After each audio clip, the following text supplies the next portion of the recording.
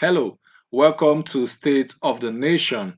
My name is Ejiro Unwata, aka Mr. Waf. Yes, this is City TV, and State of the Nation is a program where we peruse the headline, bringing you up to speed on what has happened between Monday and Friday. So today I'm going to be starting with the EU recommendation. They did a review of the 2023 general election, and they equally gave some recommendation. This recommendation didn't quite go down well with some persons who felt quite aggrieved. I'm going to be playing you the soundbite of what the EU said, and we're going to listen to some political analysts on how they feel about the recommendation.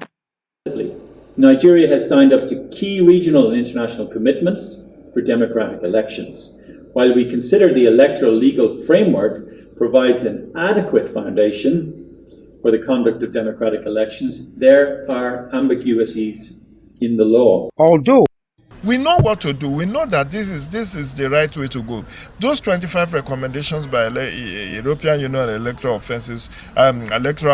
observation mission were quite on point, and if we will be dispassionate about it, it's meant to help us strengthen and deepen democracy in Nigeria. So there's no need to start being on the defensive. For Maxwell, must be reviewed and devoid of political parties. You appoint somebody, we don't know his background, we don't know his antecedent. I'm saying that is where issue will come. We will continue. The selection process must be thoroughly done. The outcome of the Well, this particular recommendation has led to a protest at the office of the EU in Abuja. Some APC members went to protest, that's today, Friday, about what has really the EU has said about their particular candidate, given the fact that the winner of the election is President Ahmed Bola Tinubu, who is of the APC, and the APC didn't quite find this quite funny.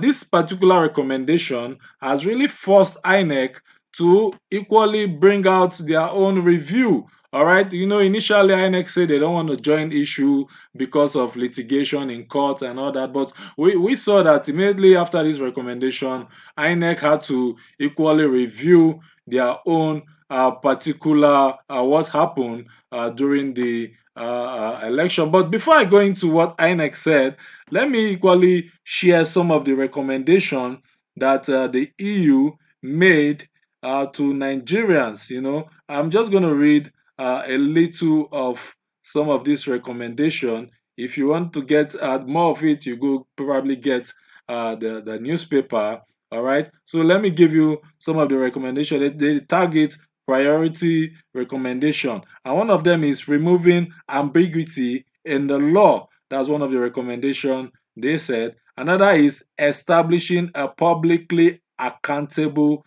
selection process for INEC members. They are talking about how the president should not just be the one to just appoint the INEC chairman. Another recommendation is ensuring real-time publication and access to election results. Okay. One of the mistake INEC really made was not to actually show some of these results live like they have really promised. Another recommendation is providing greater protection for media practitioners. We saw how some media practitioners were attacked during the election. And another recommendation they make is addressing discrimination against women in political life. All right, this is protection for women. Another recommendation is addressing impunity regarding election offenses. All right, they are saying that some persons who commit some of these offenses should be prosecuted, and this takes me to the next report, which is talking about INEC. I told you about how INEC came out equally to do their own review. When they came out to make their own review, equally they made mention of that's the Adamawa State Rec, who hurriedly went to announce a result while collation is still going on. Let me just read a little of that so that you get an insight to the story. The Independent National Electoral Commission, INEC, has revealed that it will commenced the prosecution of the resident electoral commissioner of Adamawa State, Hindu Yunusa Ari, in line with the Electoral Act of 2022 next week. The commission rose from its regular weekly meeting yesterday and resolved to file a six-count charge against him at the Adamawa State High Court sitting in Yola. In a statement by the National Commissioner and Chairman, Information and Voters Education Committee, Festus Okoye, the electoral umpire noted that the court has fixed Wednesday, July 12th, for commencement of trial. What they are trying to say is that Yunusa is going to be tried. He was flown to Abuja a month ago when this particular incident happened, and they are going to try him. We look forward to seeing how they are going to land at a very conclusive end, because a lot of Nigerians have really lost confidence on the way INEC handle issue. That initial report was put together by ITV. Let's look at this particular one, which equally happened on Tuesday. It seems like a lot of things happen on Tuesday, and this is how the Senate reconvene after the break, and they release names of principal officers. This headline from the Punch reads, APC disown Bamidele Ndume, other principal officers. All right, so let me give you a hint into the story. The national chairman of the All Progressive Congress, Senator Abdullahi Adamu, has disowned the new leadership of the National Assembly announced on Tuesday by the Senate President Godswill Akpabio and Speaker of the House of Representatives Tajuddin Abbas.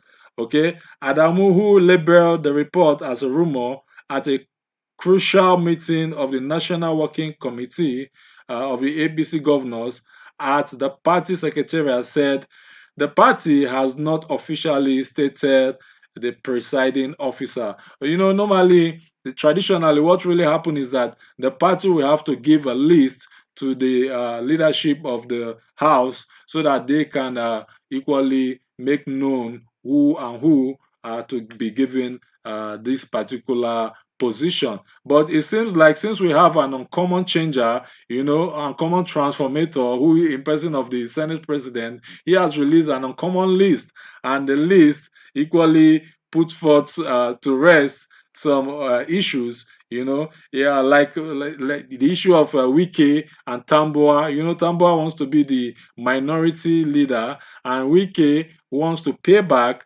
Equally ensures that Tambuwa does not really get that position. But from what we've seen, the Senate President has announced someone else in that particular position. I think someone from Plateau State. All right. Now, let me give you a little insight. He says the Senate President who announced the Ekiti Central lawmaker Okpeyemi Bamidele as the 10th Senate majority leader.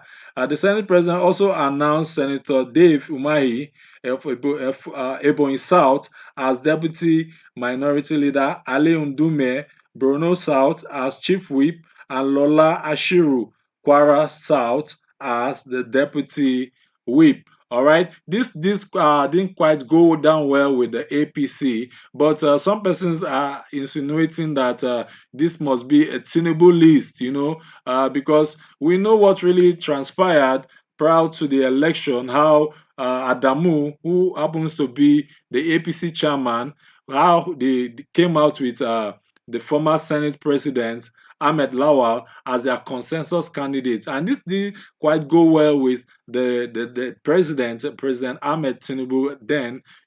So this might just be one of the way the president want to be in charge, in control of the party, and that's what a lot of persons are saying at this moment.